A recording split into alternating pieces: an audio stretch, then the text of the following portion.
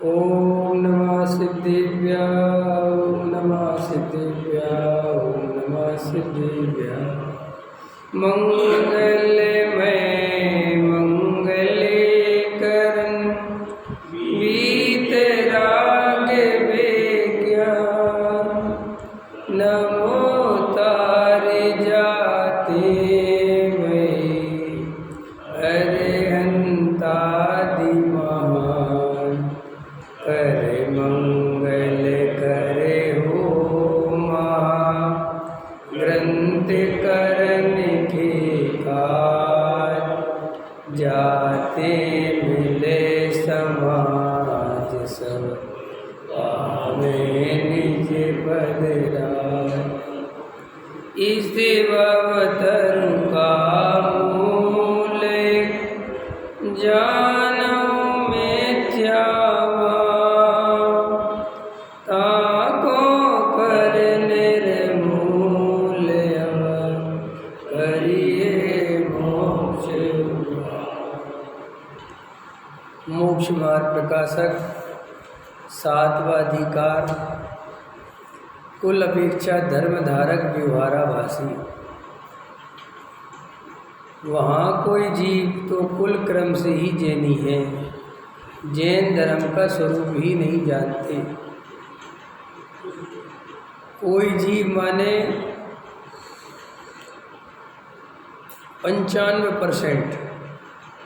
100 आदमी हैं तो उसमें से 95 आदमी ऐसे हैं जो कुल क्रम से जैनी है। ख्याल में है ना? ऐसा जैनी अकेले नहीं, जितने भी पंथ संप्रदाय दुनिया में चलते हैं उस पंथ संप्रदाय की सच्चाई या स्वरूप जानने वाले ना के बराबर होते हैं उसी पंथ संप्रदाय में। वहाँ की उसका अनुसरण करने वाले, उसको मानने वाले लाखों में हो सकते हैं, करोड़ों में हो सकते हैं। ऐसे जैन धर्म को कुल क्रम से मानने वाले जैनी, नाम के आगे जैन लिखने वाले जैनी 95% है। वे स्वरूप नहीं समझते, उन्हें नहीं पता जैन धर्म क्या है। बस जैन धर्म है महावीर। कई लोग तो जैनी ऐसे महावीर भगवान ने चलाया था, ऐसे बुद्धिहीन है। और फिर कई ऐसे हो गए हाँ हमारे तो 24 तीर्थंकर होते हैं और हमारे भगवान वीतरागी होते हैं और राग देश नहीं करते, और बस हमारे भगवान तो ऐसे होते हैं और बाकी भगवान करते हैं सामान्य।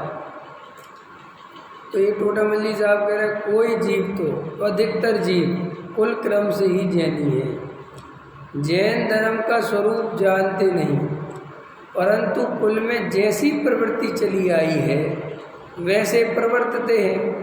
ख्याल में है कि नहीं है? जैसी कुल में प्रवृत्ति चली आई वैसे प्रवर्ते हैं। वहाँ जिस प्रकार अन्नमति अपने कुल धर्म में प्रवर्तते हैं उसी प्रकार यह प्रवर्तते हैं। यदि कुल क्रम से ही धर्म हो तो मुसलमान आदि अन्य धर्मात्मा भी हो जाएं तो अन्य जाति के लोग हैं। जैन धर्म की विशेषता क्या रही, ये बात अपन को समझनी है। अगर अपन भी कुल क्रम से जैन धर्म का पालन करते, कुल क्रम से का अर्थ मैंने अभी 2-3 दिन पीछे बहुत कर दिया। मैंने आप ऐसा मत समझना, आप अपने आप को ऐसा समझते हैं बहुत सारे। हम कुल क्रम से नहीं करते, हम तो सोच समझ के करते हैं। लेकिन अपना भी 99% जो है वो कुल क्रम से चलता है। अपन को पता नहीं चलता कि अपन कुल क्रम से कर रहे हैं, करते वो कुल क्रम से है। ख्याल में है ना? उसमें अपना कुछ विशेष नहीं है। अथवा कुल क्रम से करते हैं और कुल के लिए करते हैं। कुल माने समाज, वही समाज में हमारी इज्जत बनी रहे। ख्याल में है ना? अकेले में कुछ भी करेंगे, कोई साथ में नहीं होगा। सफ़र में जाएंगे तो कुछ भी खाएंगे पिएंगे और बस यहाँ आके अपना एक नियम धर्म पालने लग जाएंगे, यहाँ एकदम धार्मिक दिखने लग जाएंगे। ऐसे बहुत सारे लोग करते हैं। सुबह पूजा पाठ में आ जाएंगे, प्रक्षाल में आ जाएंगे और दिन भर कुछ भी करते रहेंगे और रात में शराब तक पी लें। ख्याल में है ना? ऐसे बहुत से हैं। तो वे सब उनको कुछ ऐसा थोड़ी है कुछ विचार करते हैं या वस्तु स्वरूप सोचते हैं समझते हैं, कुछ नहीं। और अगर हम भी वस्तु स्वरूप का विचार नहीं करते, समझो गहरी बात, तुम रोज प्रवचन में आके बैठते हो, सुबह भी आके बैठते हो, शाम में भी आके बैठते हो, लेकिन तुम गहरा तत्व विचार नहीं करते। और इसको गहरा तत्व विचार मत समझ लेना भ्रम से भी कि मैं शरीर नहीं हूँ, मैं आत्मा हूँ, शरीर से भिन्न हूँ, और अरे सब संयोग है साहब, इनका तो वियोग होना ही है, एक दिन मौत तो आनी है, सब छीन लेगी, क्या रखा है। ये कोई तत्ववत विचार नहीं है, ये तो दुनिया में हर दूसरा आदमी जानता है, वो करता भी है। मौत जिस दिन आवाज देगी, घर से बाहर निकलना पड़ेगा। और बजा रहे हैं, ढोलक बजा रहे हैं, बढ़िया, उसमें क्या है? जीवन लकड़ी है, मिट्टी है, ये है जीवन है, पानी की बूंद कम मिट जाए रे, सोना चांदी है महल अटारी पड़ा रह जाएगा, एक दिन मौत आएगी। ये क्या है? ये कोई तत्व विचार नहीं है, ये तो बहुत सामान्य बात है जो दुनिया में सब जानते हैं। और अगर आप ऐसी 2, 4, 10, 20 बातें याद करके, पढ़ के, समझ के सोचते हुए तत्व, ये कोई तत्व विचार नहीं, ये तो बहुत स्थूल है। तो अगर अपन 2 टाइम स्वाध्याय कर लेते हैं और अपन दिन भर बेहोश पड़े रहते, कोई होश नहीं, क्या कर रहे हैं, किस लिए कर रहे हैं, क्या मिलेगा, क्या नहीं मिलेगा, मैं आत्मा हूँ तो कैसा हूँ, मैं शरीर से भिन्न हूँ तो क्यों हूँ, इस शरीर का परिणमन और मेरे परिणमन में क्या अंतर है। ये गहरे तत्व विचार में जो जीव नहीं उतरते तो वे भी कुल क्रम से ही लगे हुए हैं, क्योंकि उनके कुल में स्वाध्याय होता है। वे स्वाध्याय वालों की भीड़ में चले गए। तो भीमगली आए, ऊपर प्रक्षाल करने आते थे, नीचे देखा स्वाध्याय भी होता है, स्वाध्याय बैठने, और क्या है, सब बैठते, तुम भी बैठने लगे। ये भी एक आदत बना ली, ये भी एक दिनचर्या बना ली, बस समय पे हो जाता है, अपन 8 बजे पूजा कर लेते हैं, पंडित जी आ जाते हैं, 9 बजे तक अपना काम हो जाता है, क्या दिक्कत है। तो ये सब कुल क्रम है। ये तुम कुल क्रम के अर्थ कर रहा हूँ मैं, लोग कुल क्रम का अर्थ पता क्या लगता है, उसका बाप देवी देवता को पूछता था, ये देवी देवता को इसको लगता है कुल क्रम, ये तो बहुत स्थूल है, तो गृहीत मिथ्या दृष्टि, इनकी क्या बात करना, छल में। ये तो हम अपनी, मेरे सारे प्रवचन मुमुक्षुओं के लिए कर रहा हूँ, ध्यान रखना। मुझे व्यवहारी संसार कोई मतलब ज़्यादा है नहीं कि क्यों नहीं है, क्योंकि वे बेचारे बहुत दूर खड़े हैं, उनकी गलती बता के करूँ तो करूँ क्या, क्या बताऊँ उनको। मुझे तो ये जो समय साल लेके घूम रहे हैं, इनसे बात करनी है, ख्याल में है ना, ये जो मोक्षों की टोपी लगा के घूम रहे हैं, इनसे बात करनी है, क्योंकि इनकी गलतियां बताना जरूरी है, वो मेरा कर्तव्य है, क्योंकि वो ही सुनते हैं मेरे को। जिस दिन मुझे कोई कह देगा कि गैर मोक्षों से बात करनी, उस दिन मेरी टोन बिल्कुल बदल दूँगा, और तुमसे दूसरी बात करेंगे। उनसे कहूँगा स्वाध्याय में बैठो, उसके बिना कुछ नहीं होगा, क्योंकि जब तक वे बैठेंगे नहीं, समझेंगे नहीं, तो उनको आगे की बात है। और लेकिन जो बैठने लगे हैं और समझ के ही संतुष्ट हो गए हैं, उनको भी बात चल रही है, समझ में है ना। तो कुल क्रम का लगाते चलो अर्थ। कुल क्रम माने क्या, जो कुछ भी तुम बिना गहरे विचार से करते हो, देखा देखी करते हो, भीड़ का अनुसरण करके करते हो, बहुमत के कारण करते हो। नहीं समझ में आया? तुम कांग्रेस के पक्ष हैं, क्या कह रहे? तत्व विचार माने दिन भर होश पूर्वक जीना, एक एक क्रिया करते समय गहरा विचार रहना कि मैं क्यों कर रहा हूँ, इसके पीछे क्या कारण है। अंदर जो मोह राग देश की मायाचारी के क्रोध मान माया लोग जो परिणाम चल रहे हैं, क्यों चल रहे हैं, ये परद्रव्य का परिणमन में अपनी इच्छा के अनुसार क्यों चाहता हूँ। आखिर जी आत्मा ज्ञान दर्शन में ही जानने देखने वाला है, तो मैं जान ही देख रहा हूँ कि मैं कुछ कर भी रहा हूँ। ये सब 24 घंटे जागृत रहना तत्व विचार है। कोई भी क्रिया में भीड़ के कारण तो नहीं कर रहा, जन्म से करता आ रहा हूँ इसलिए तो नहीं कर रहा, देखा देखी तो नहीं कर रहा, ऐसा तो नहीं है कि अंदर मेरे कुछ हो रहे, मैं बाहर कुछ और दिखा रहा हूँ। मैं दर्शन करने भगवान के जाता हूँ तो क्यों जाता हूँ, मैं 1 घंटा पूजा करता हूँ तो क्यों करता हूँ। मुझे वास्तव में क्या भगवान की महिमा है कि मुझे ये महिमा भी बचपन से दे दी गई है। देखो भाई, गरीब आदमी बेचारा अपने बेटे को दूध नहीं पिलाएगा, शंकर जी पे दूध चढ़ाया है। क्या कह रहा हूँ, उसकी महिमा तुमसे भी ज्यादा खतरनाक है। क्या कहा मैंने, बनियों की महिमा तो वैसे ही दिनेश जी 2 कौड़ी की है। जैनी तो भगवान के साथ पूरी बदमाशी करते हैं, कोई प्रेम नहीं करते भगवान से। सच बता रहा हूं मैं। तुम 36 रुपये किलो वाले चावल लेके आते हो, मंदिर वाले चावल दे दो, मंदिर वाले, ख्याल में है ना। और वो भी तब करते हो जब तुम्हारी हैसियत हो ना, पता तुम दिमाग लगा ले तो अरे भगवान को क्या होता है, भगवान तो वीतरागी है। जब नहीं होता तो भगवान को वीतरागी बना लेते हो, और माल आ जाए तो चांदी चढ़ाने लगते हो। समझ में आ रही दिनेश जी, मुकेश जी, क्या कह रहा हूँ मैं। अभी पैसा नहीं है ना आपके पास, मैंने कहा बढ़िया मोटे मोटे बात। अरे क्या रखा जी, भगवान वीतरागी नहीं है क्या? क्या पंडित जी आप भी कैसी बातें करते हो यार। भगवान तो भगवान है, चाहे चावल चढ़ाओ और चाहे मत चढ़ाओ। और कल पैसा आ गया आप पे, आप चांदी चढ़ा रहे थे। हमने कहा जी क्यों चढ़ा रहे? अरे 3 लोग के नाथ हैं, सर्वोत्कृष्ट पदार्थ चढ़ाना चाहिए। जी मायाचारी कहाँ से सीखी, कहाँ से सीखी? जब तक गरीब थे तब तक भगवान वीतरागी थे, 3 लोग के नाथ नहीं दिख रहे थे। और पैसा आ गया, सोने के कलश, चांदी के कलश, रजत कलश, स्वर्ण कलश। मैं जैनियों के खिलाफ हूँ वास्तव, इसलिए तो मुझे तकलीफ होती है, क्योंकि तुमने धर्म में इतना व्यापार घुसाया है। तुमने कभी धर्म ईमानदारी से करे ही नहीं, तुम बहुत व्यापारिक बुद्धि से चलते हो धर्म के क्षेत्र में, कि बोलियां लगाते हो, खींचते हो पैसा। मैंने लोगों को ऐसा देखा, वे मंदिर के साथ बिल्कुल वैसे ही व्यवहार करते सब अपनी दुकान के साथ करते हो। देखा तुमने?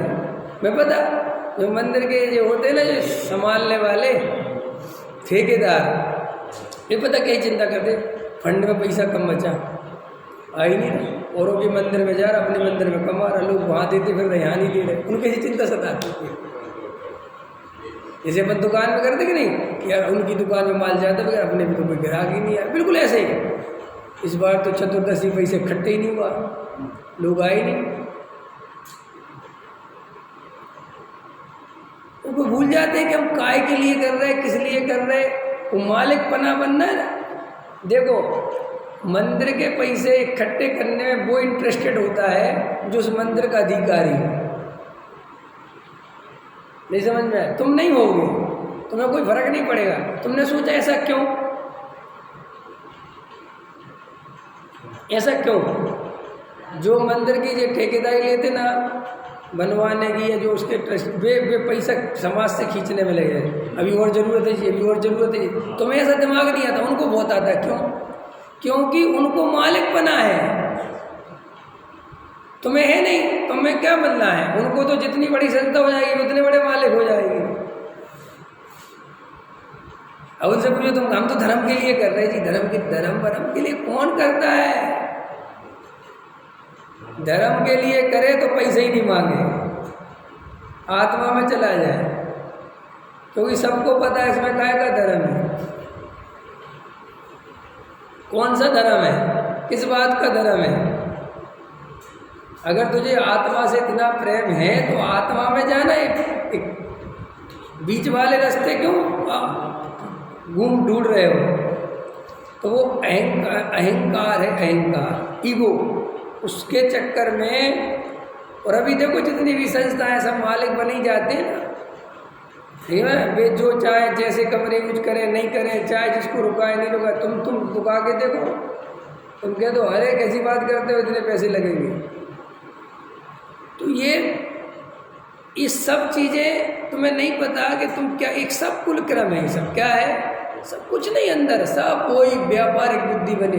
भगवान के सामने ईमानदारी से, जो गरीब आदमी है ना, जिसने अपने बच्चे को दूध नहीं पिलाया और शंकर जी पे चढ़ा दिया, उसकी भक्ति ज़्यादा है, उसका त्याग ज़्यादा है। याद रखना, जेब में 100 रुपये हों और तुमने 10 रुपये भगवान को दे दिए, कोई बड़ी बात नहीं है, बहुत बिल्कुल कोई दम है ही नहीं इस बात में। तुम्हारी जेब में थे ही 10 रुपये और तुमने 10 ही डाल दिए, ये थोड़ी बड़ी बात, ये थोड़ा दाव पे लगाना। वो कुछ दाव पे लगाया तुमने अच्छे महल बना लिए, अच्छे मकान बना लिए, 10 करोड़ जोड़ लिया और 1 लाख मंदिर में दे दिए। तुम सोचते मैं बड़ा दानी हूँ। अरे तुमने क्या दाव पे लगाया बताना।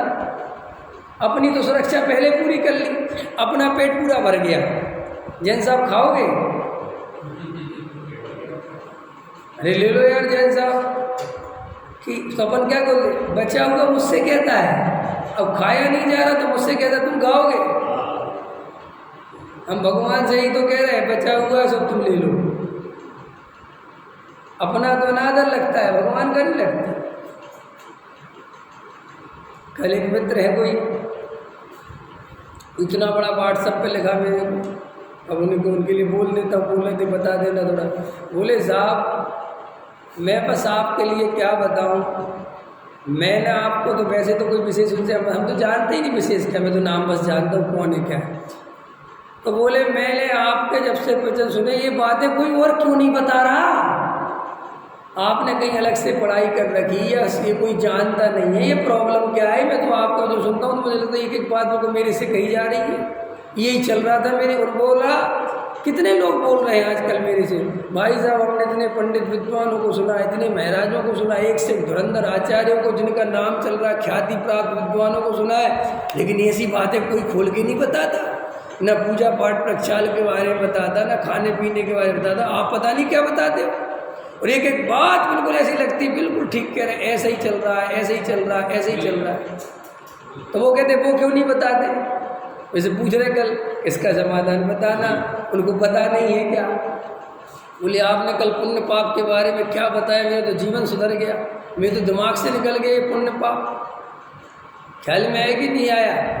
बोले क्या गजब, आप मैं पूजा पाठ प्रक्षाल में ऐसा ऐसे ही लगा रहता था, मुझे पता ही नहीं था कि सब अहंकार के लिए कर रहा हूँ। तो भी बोले साहब ये सब महाराजों को इनको सबको पता नहीं क्या। अरे भाई ये सब बोलने के लिए एक तो गहरा तर्कशील और विचारशील व्यक्ति चाहिए, खुले विचारों का व्यक्ति चाहिए, स्वतंत्र चित्त चाहिए। जो पंथ संप्रदाय से बंधा होगा वो कभी भी ये बातें नहीं भूलेगा, क्योंकि अपने पंथ संप्रदाय से सबको प्रेम होता है और वो उसमें कमी बता नहीं सकता किसी भी कीमत पर। समझ में आया। कृष्ण करे तो लीला और हम करें तो कैरेक्टर ढीला। समझ में आया ना। तो वो अपने पंथ संप्रदाय से प्रेम होता है, इसलिए हम अपने भगवान का अभिषेक पूजन करते हैं तो हमें इसमें धर्म दिखता है। और वो शंकर जी पे दूध चढ़ाता है तो पापी दिखता है, अज्ञानी दिखता है, पागल दिखता है। समझ में आया ना। मूर्ख है बिल्कुल, तुम समझदार। वो अपने भगवान पे जल चढ़ाए और उसको लगाए हैं और पी तक जाते हैं। वे तो इतनी भक्ति में रहते हैं। जैनी तो पीते नहीं। नहीं समझ में आया। जैनी हम कह रहे बहुत लिमिटेड काम करते, बहुत होशियार, भक्ति भी करेंगे तो सोच समझ के, यहाँ लगाने तक तो ठीक है, पीने पीने का चक्कर नहीं। जबकि मैं कहता हूँ तुम्हें इतनी देवशास्त्र की महिमा है और वो जल उनके शरीर से स्पर्श करता हुआ आया है तो पी लो।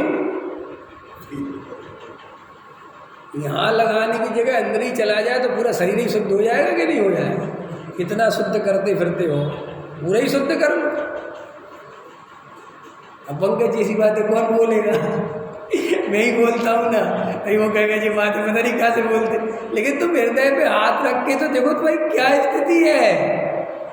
तुम्हें इतना ढोंग धतूरे दिखेंगे, तुम कहोगे वास्तव में क्या करने में लगो। तुमने उन सब ढोंग धतूरे की इतनी बढ़िया सजावट कर रखी है कि मैं तुम्हें समझ में नहीं आती कि ये क्या चल क्या रहा है।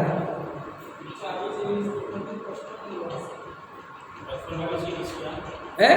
हाँ 55 नवासी मेरा ही है यार, इतने दिन में कल नंबर देखो है, ख्याल में आया ना?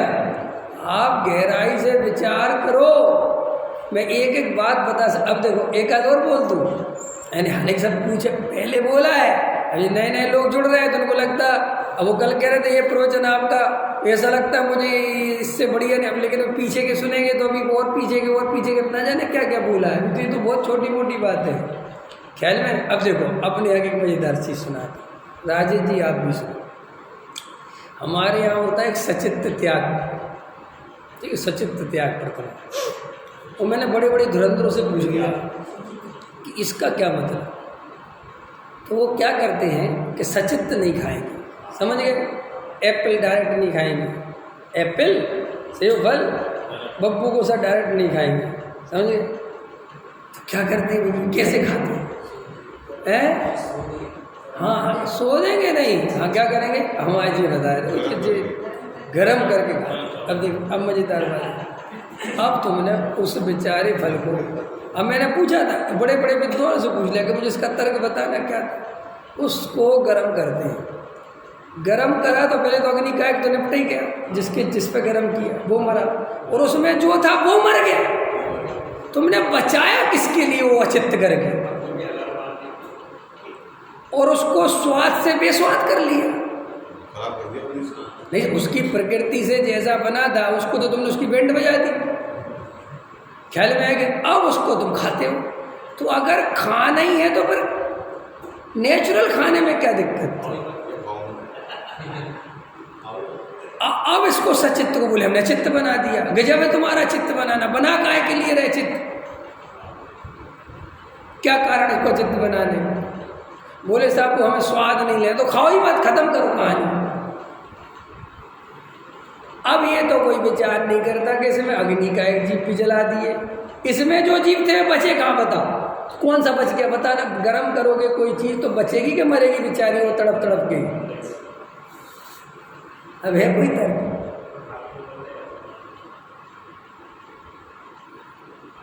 मैंने पूछा, अबे घुमाते रहते हैं, नहीं नहीं शास्त्रों में लिखा है ऐसे थोड़ी, अरे तो बात है तुम्हारी, ये कोई उत्तर हुआ? फिर तुम हिंदुओं को बुरा क्यों कहते हो? उनके यहाँ भी लिखा है कि बलि चढ़ाओ, मुसलमानों के यहाँ भी लिखा है बकरे की बलि, तो बुरे क्यों हैं? उनके भी कुरान में लिखा है, उनके भी गीता में लिखा है, उनके सब क्या करोगे? तुम शास्त्रों से चलते हो, तुम्हारे शास्त्र सर्वश्रेष्ठ हो गए, तुम्हारे यहाँ जो भी कहो सब सही हो गए, चाहे वो तर्क से बात खंडित हो रही है। आपको पता है जिनागम इस बात की भी परमिशन नहीं देता, वो कहता है अगर कोई बात तर्क और युक्ति से खंडित होती है तो उस पर संदेह करा जा सकता है, फिर वो कहता है शास्त्र में लिखी हो चाहे कुछ हो, उससे कोई मतलब नहीं। तर्क लॉजिक है, क्या है इससे क्या होने वाला है? कौन से चीज बचाए तुमने, क्या चीज करी बताओ?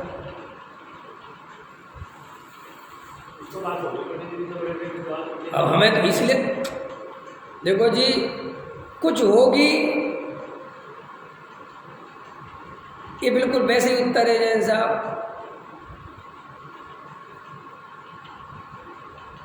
अजमेर की दरगाह बड़े बड़े लोग पूछते हैं तो कुछ तो होगा, ये तो बात ऐसे नहीं हो सकता भाई साहब। 400 बरस से देख रहा हूँ मैं, एक से एक बड़े लोग जाते हैं, ऐसे होगा कि ऐसे पागल है? कुछ तो होगा, कुछ तो होगा। हमारा बाप एक देवी को पूजता था और उसका बाप पूजता था और उसका बाप पूजता था, कुछ तो होगा। हमारा बाप मूर्ख था है? कुलदेवी कुलदेवता, जब उसके बाप का बाप पूछता था तो कुछ तो होगा, ऐसे ही पूछता था। या मूर्ख था तो कहो अपना बाप मूर्ख था।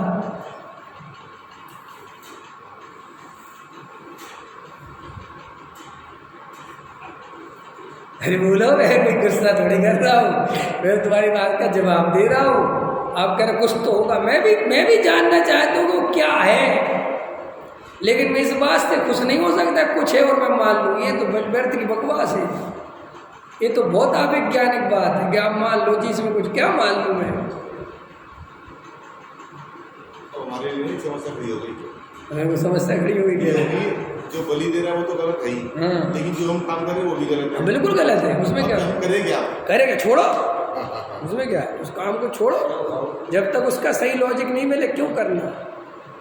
सीधा जैसा फले वैसा खा लो, सब सवार के धो के, वो नहीं कह रहा हूँ कि मतलब उठा के से खा लो, सो सवार सब करो, लेकिन वो गर्म करने का पहले लॉजिक खोज के आओ कि इसका लॉजिक क्या है। जब वो तुम्हें जम जाए उसको करो। मैं कैसे कह सकता हूँ वो गलत और सही है? मैं सिर्फ ये कह रहा हूँ कि मुझे नहीं जमता, वो मेरी व्यक्तिगत है, तो मैं वो बात जमती है तुम करो। याद रखना, ये भी अच्छे से बता दो, ये मैं अपना अनुभव, अपना सुझाव है मेरा कि मुझे ये चीज़ समझ में नहीं आती। हाँ, तुम्हें भी वो चीज़ समझ में नहीं आती हो, तुम्हें भी मेरा सुझाव जमता हो, क्या क्या तो सही रहे, बात तो ठीक है, तो फिर तुम विचार करो। और तुम्हें अंधी भक्ति करनी है, शास्त्रों की गुलामी करनी है, तो मैं कोई उसमें वो थोड़े ही हूँ कि मैं तुम्हें उससे कुछ कहूँगा कि नहीं तुम तो गर्म करके क्या, तुम तो 3 बार डबल गर्म करके खा जाओ, मुझे क्या मतलब है। लेकिन मेरा काम है कि जो मेरे को जो बात समझ में नहीं आती वो तुम्हें तुम समझो, राजी हो, राजी नहीं हो कोई दिक्कत नहीं मेरे को, मुझे कोई विकल्प ही नहीं कि तुम मेरी बात से राजी हो, मेरा कोई आग्रह नहीं है। मेरी बातें याद रखना तुम्हें राजी करने के लिए बिल्कुल भी नहीं है। मैं तुम्हें कोई बात इसलिए नहीं बता रहा हूँ कि तुम उसका विरोध करो या समर्थन में आओ, न तुम्हें विरोध में जाना है न तुम्हें समर्थन में जाना है। तुम्हें ईमानदारी से सिर्फ उस बात को घर पे जाके विचार करना है। विचार करो, तुम्हारे विचार में ये निर्णय निकल गया कि नहीं विवेक जी गलत कह रहे थे, मुझे ऐसे ही करना है, बात खत्म, कोई टेंशन नहीं। और मुझसे कह दो कि भाई साहब मैं आपकी बात ठीक नहीं है, हमें मुझे कोई टेंशन ही नहीं है। अब मैं आपसे, मैं तो ये कह रहा हूँ कि आप लगाओ, मैं तो एक लॉजिक दे रहा हूँ कि लगाओ कि क्या कारण है इसका करने का। क्योंकि मैं कई दफ़े सोचता हूँ कि यार इसमें जीवों की रक्षा हुई है, क्या हुआ है, क्या समझ में आया। क्योंकि तुम कहते हो कि साहब इससे हमने मर्यादा, तो उसके जीव ही निपटा दिए, सारे खत्म ही कर दिया। अब मर्यादा, अरे मैं तो एक उदाहरण दे रहा हूँ ना, तुम सब सेव पे ही टक जाओ, क्योंकि अपन तो अभी उस भूमिका में पहुँचे नहीं कि गर्म करके खाते हो। मैं तो सिर्फ आपको बता रहा हूँ कि बहुत सारी बातें जो आप कुल क्रम से, एक कुल क्रम कर रहा हूँ मैं अभी तक, कि भैया आप कुछ सोचा करो कि आप बहुत सारे काम देखा देखी शास्त्रों में पढ़ कर करते रहते हो, रीजन आपको भी पता नहीं कि सही है कि नहीं। अंतर समझ में आ रही मेरी बात? देखो मैं उदाहरण दे रहा हूं तुम्हें। एक आदमी अब भगवान को चंदन लगा देता है। अब थोड़ा करीब में ला रहा हूँ मैं, तो हिंदू मुसलमान तो थोड़े दूर लगते हैं, थोड़े इधर पास में ले आओ। 20 पंक्ति ये चंदन लगा देती है, फूल चढ़ा देती है। अब इनसे कहो, अभी दिगंबर अपने तर्क देते हैं, इनसे ये कहो कि भगवान वीतरागी हैं, भगवान को चंदन लगाने की क्या जरूरत है? भगवान वीतरागी हैं, भगवान को पुष्प चढ़ाने की क्या जरूरत है? फूल। तो वो कहते हैं कि गलत हम नहीं है, गलत तो तुम लोग हो।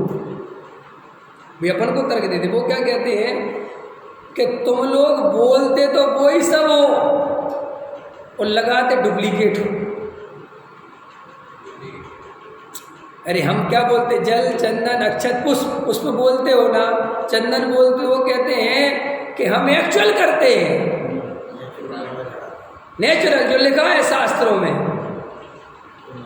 और तुम नकली करते हो। अब उनके अपने तर्क, और वे भी जिनवाणी में लिखा हुआ दिखाते हैं, उनके भी शास्त्र हैं। वे भी कहते देखो लिखा है, श्वेतांबर भाई अपने शास्त्रों में लिखा दिखाते हैं कि अनंत भगवान ऐसे होते हैं, ऐसे होते हैं, ऐसे होते हैं। क्या करोगे? लेकिन देखो वहाँ उसको अपन जब तर्क और लॉजिक देते हैं, देखना ध्यान से, बहुत अच्छे समझना, तो उसमें से जो विचारशील व्यक्ति होता है वो जागृत होता है। वो कहता है कि यार बात ये नहीं है कि मैं श्वेतांबर हूँ, बात ये भी नहीं है कि मेरे शास्त्र में लिखा है, बात ये कि अरे जो व्यक्ति बोल रहा है इसकी मेरे पास कोई उत्तर नहीं है, काट नहीं है, जवाब नहीं है, इसकी बात में दम हो सकती है। तो जिस श्वेतांबर से जो दिगंबर बने, जो कन्वर्ट हुए, वो कैसे हुए? अंतर समझ में? दिगंबर से कोई श्वेतांबर में कन्वर्ट नहीं हुआ, लेकिन श्वेतांबर से दिगंबर में कन्वर्ट, क्योंकि मूल ये है। तो उनको भी जिसमें होनहार, जिनकी जागृत अवस्था होती है, जो थोड़े विचार वगैरह, वे जान जाते हैं कि यार बात बिल्कुल लॉजिकल ही ठीक है। अब क्या होता है, आदमी के साथ दूसरी प्रॉब्लम ये है कि आदमी एक लिमिट में होश में आता भी है, मोटे मोटे तर्कों से। जैसे मान के चलो वो श्वेतांबर से दिगंबर बन गया, तो इतना तो जागृत रहा होगा कि श्वेतांबर से दिगंबर बन गया, लेकिन गलती क्या कर दी, दिगंबर बनते ही यहाँ सो गया। दिगंबर बनते ही क्या हो गया कि अब मैं सच्चे धर्म, जैसे मोक्षु हैं, सब सो रहे हैं। क्यों? कि उनको लगता है हम सर्वश्रेष्ठ धर्म में आ गए हैं, हमसे बड़ा धर्म दुनिया में किसी का नहीं है, हमें सब कुछ सच्चा पता हुआ है और हमारे एकदम हम पूरे वीतरागी उसमें हैं। तो वे क्या कर रहे हैं कि अब अपने पंथ संप्रदाय में जो भूल चल रही है उनको वो दिखना बंद हो गई, क्योंकि उतनी तक तो होश रहे, फिर आगे ऐसा समझ लो जेब में पैसा रखा था, रास्ते से आ रहे थे तो पूरे होशपूर्वक आ रहे थे, एकदम ध्यान से आ रहे थे, ना थकान दे रही थी ना कुछ दिख रही थी। और जैसे ही घर में पहुंचे, पैसा सेव किया, अरे मैं तो थक गया, लाओ पानी लाओ चाय लाओ, देखो अब आ गया सब होश, चाय पानी पे आ गए तो सो जाओगे। ऐसे क्या होता है, आदमी कभी कभी जब तर्क युक्ति चलती है, अन्य मत में फंसा हो, रंग राग के दर, तो उसको ख्याल में आ जाता है, तो वो इतनी मेहनत कर लेता है, इतना पुरुषार्थ कर भी लेता है कि कभी कभी धर्म परिवर्तन कर लेता है। लेकिन वो परिवर्तन करने के बाद घर वापसी क्या हो गई? देखो कैसे चलते पंथ संप्रदाय। अगर हिंदू से कोई हिंदू मुसलमान बन जाए तो कहते गद्दार। क्या कहते हैं? गद्दार कहते हैं ना, गद्दार। और कोई मुसलमान से हिंदू बन जाए तो हिंदू कहते घर वापसी। देखा तुमने गजब, माने तुम्हारे यहाँ से भगा तो गद्दार, और दूसरे के यहाँ से भग के आया तो फिर गद्दार नहीं कहते, उसे क्या कहते हैं? घर वापसी। ये देखा तुमने, लॉजिक देखा लोगों को? करते हो कि नहीं? भी कोई दिगंबर से श्वेतांबर बन जाए, पापी महादुष्ट, खैर अकल नहीं, नरक में सड़ेगा। और श्वेतांबर से दिगंबर आ जाए तो वहां भाग्य जग गए।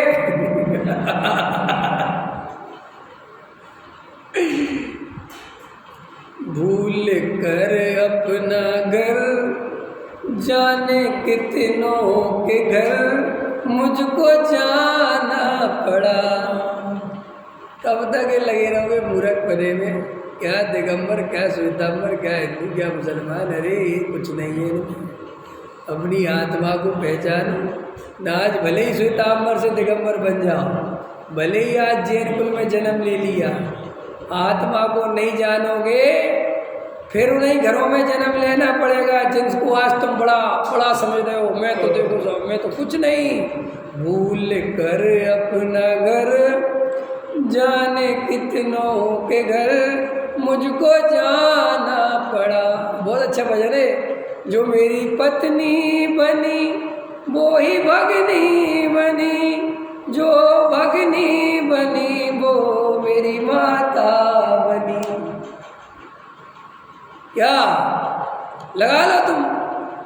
कभी दिगंबर बना, कभी श्वेतांबर बना, कभी हिंदू बना, कभी मुसलमान बना।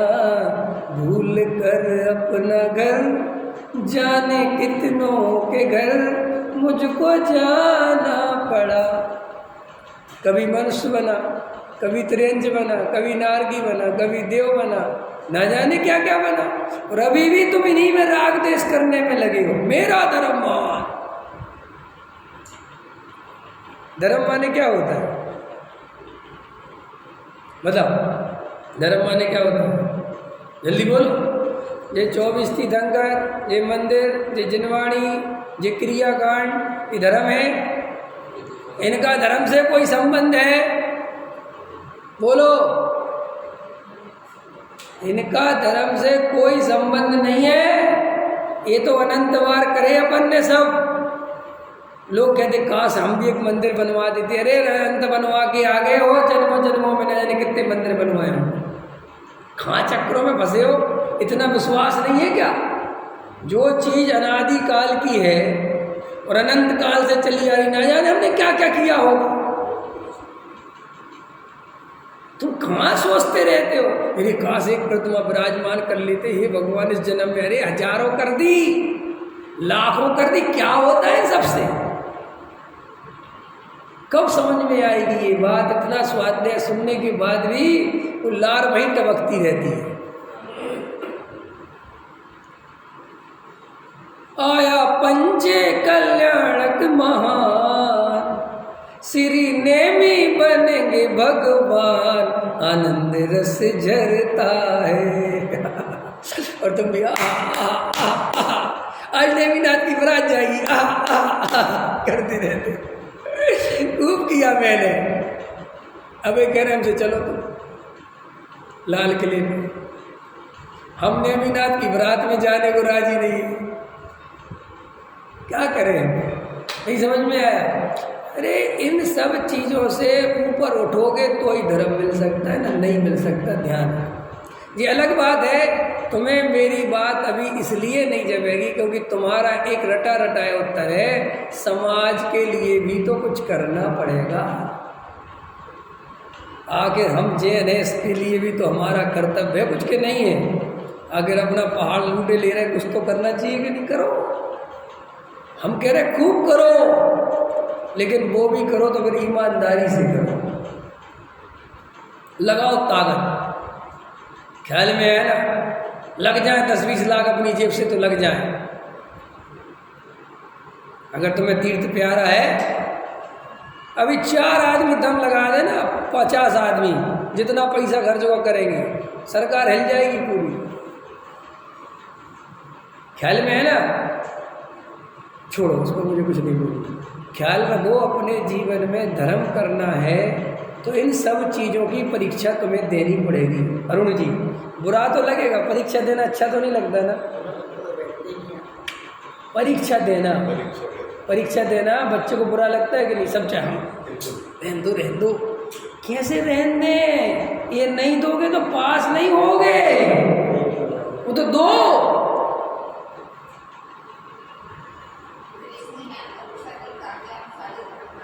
है भगवान की? अरे अभी वहाँ पे पहुँचे ही नहीं। अभी परीक्षा रहने वाले वहाँ पहुँचना तो हैं? हाँ, कहो 50 दिन चलेगा। अभी क्या सोचना, आगे का क्या पढ़ना। देखो, आपने पहले नहीं पढ़ा 7वां अधिकार? पढ़ा है? आपको नहीं पता भगवान की कैसे परीक्षा करते हैं? फिर इसका मतलब आपने पढ़ा नहीं। अरे संबंधबद्ध आचार्य भगवान की परीक्षा करना बताते कि नहीं बताते? और भगवान की परीक्षा करने के लिए उनको एग्जाम में थोड़ी बैठाना है। भगवान की परीक्षा करना मतलब शास्त्र में जैसा लिखा है वैसा मान लेना, उसकी परीक्षा नहीं करना, ये मिथ्यात्व है। ये टोडामल जी बताएंगे भी सब। हाँ, मैं बताऊंगा ना जब वहाँ तक पहुँचूंगा। अब मैं अभी वहाँ का यहाँ कैसे बता दूँ? अभी तो मैं कुल क्रम पे लगा हूँ ना। पहले कुल क्रम की पूरी धज्जियाँ उड़ जाए, कुछ बचना नहीं चाहिए कुल क्रम में, तब फिर अपन इसकी भी उड़ाएंगे। अपन इसी काम के लिए तो बैठे हैं। ख्याल में है ना? आगे आएगा, बताएंगे हम कि कैसे करी जाती है परीक्षा। अभी बस सुनो शांति से। प्रवचन सुनने का एक और तरीका सीख लो, वो भी सुना देते हैं। प्रवचन सुनते समय अपनी बुद्धि बिल्कुल मत लगाओ। पहले सुनो, यहाँ से जाके घर पे लगाओ, क्योंकि यहाँ पे बुद्धि लगाओगे, यहीं सोचने बैठ जाओगे तो मैं जो आगे की बात कहूँगा वो तुम्हारी खत्म हो जाएगी, तुम्हें नहीं पता चलेगा क्या क्या। क्योंकि तुम तो अपने, कई लोग होशियार होते ना, बहुत एक ओवर होशियार, वे क्या करते हैं आगे का पढ़ने बैठ जाते हैं। वे सोचते तो मैं समझ में आ गया, अब आगे का पढ़े तो आगे का पढ़ना तो घर पे जाके पढ़ लेना, उसमें है क्या, और पढ़ लेना और 10 दफे पढ़ लेना, उससे क्या है। ये शास्त्र पढ़ने के लिए नहीं है, पढ़ तो हमने बहुत लिए। मोक्ष मार्ग प्रकाशक आप लोगों में से कौन इसने नहीं पढ़ा, हाथ तो उठाओ चलो, अरे बताओ कितने बार पढ़ लिया, कितने बार सुन लिया। दूसरी बार तो ऐसे सुन रहे हो, पढ़ रहे हो, वैसे कितने विद्वान आते हैं जब चाहे मोक्ष मार्ग प्रकाशक खोलते हैं, कितने बार सुन लिया होगा। ये व्यवहाराभासी निश्चयाभासी कितने बार सुन लिए होंगे। तो क्या कथा पूरी करने बैठे, मुझे कोई कथा पूरी करनी है। हरे राम हरे कृष्ण कृष्ण कृष्ण हरे हरे। अरे सुनो शांति से, ये गलतियां भरी पड़ी हैं।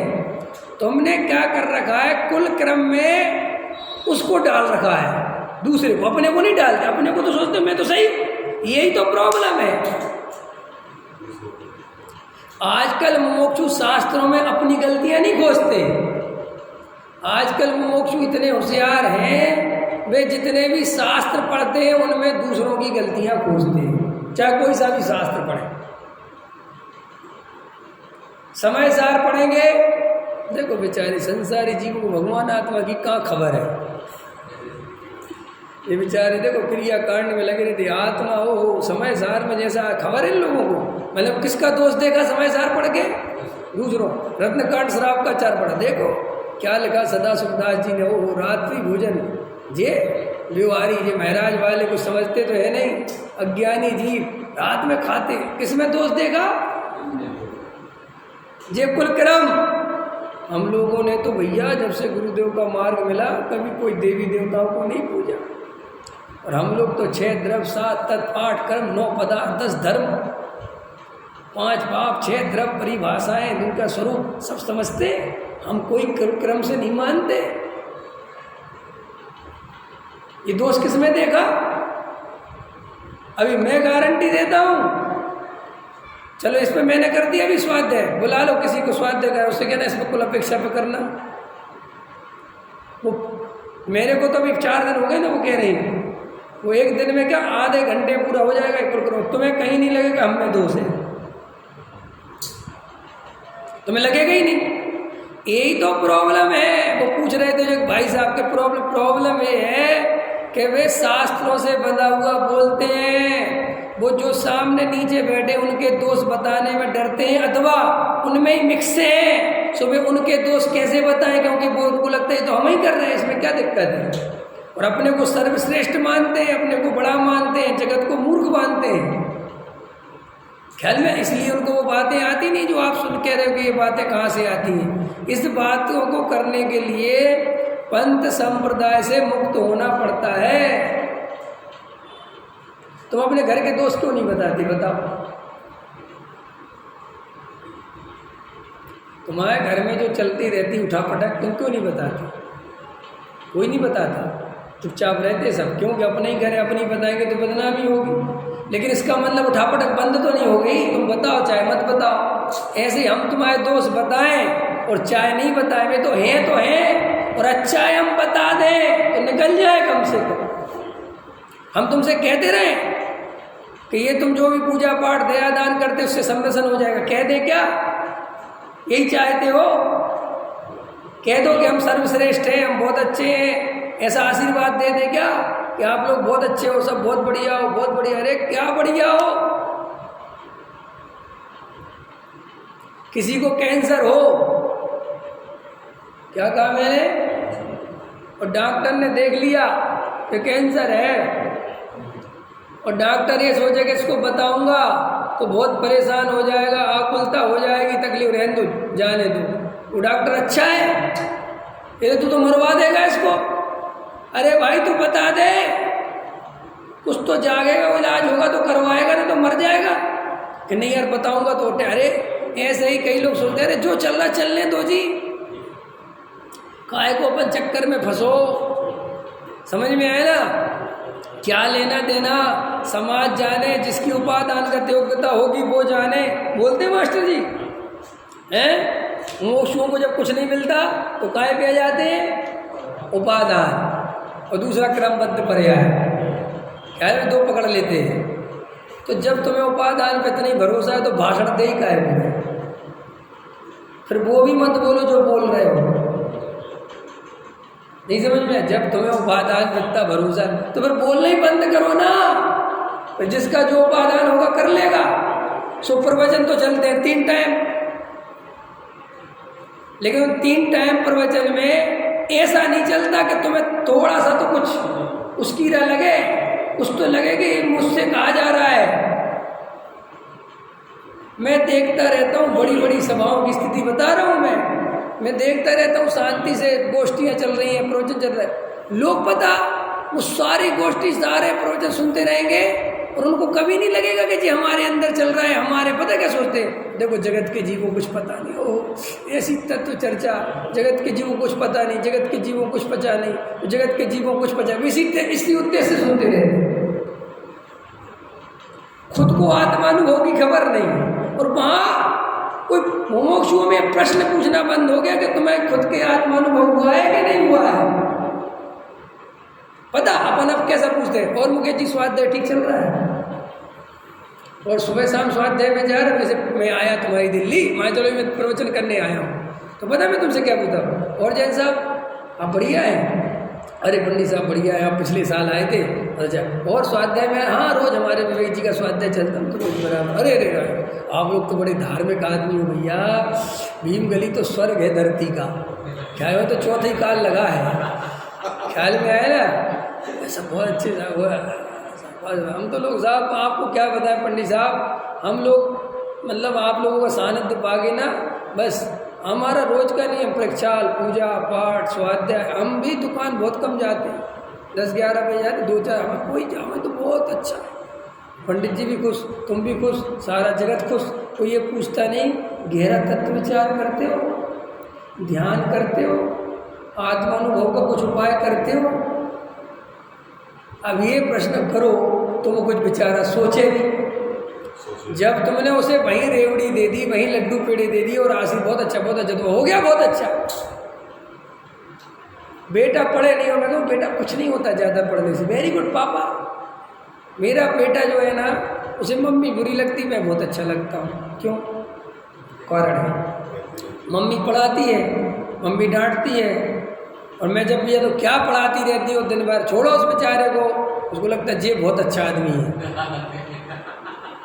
ख्याल में आएगा नहीं है, ये बहुत बढ़िया आदमी, एकदम सेट है, एकदम समझता है मेरी तकलीफ। और ये कल के दिन जब बड़ा हो जाएगा, ना ये, और जब इसकी नौकरी वोकरी नहीं लगेगी, कहे तो कहेगा बाप तेरे चक्कर में मर गया, फिर ऐसी भाषा बोले, कहेगा तूने मुझे बैठा के कह के कुछ नहीं होता मेरा बैंड बजा दिया।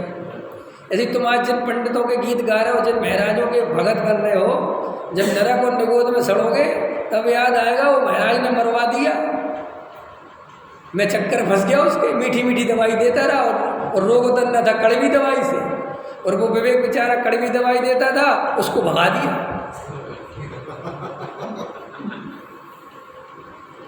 हाँ सहजानंद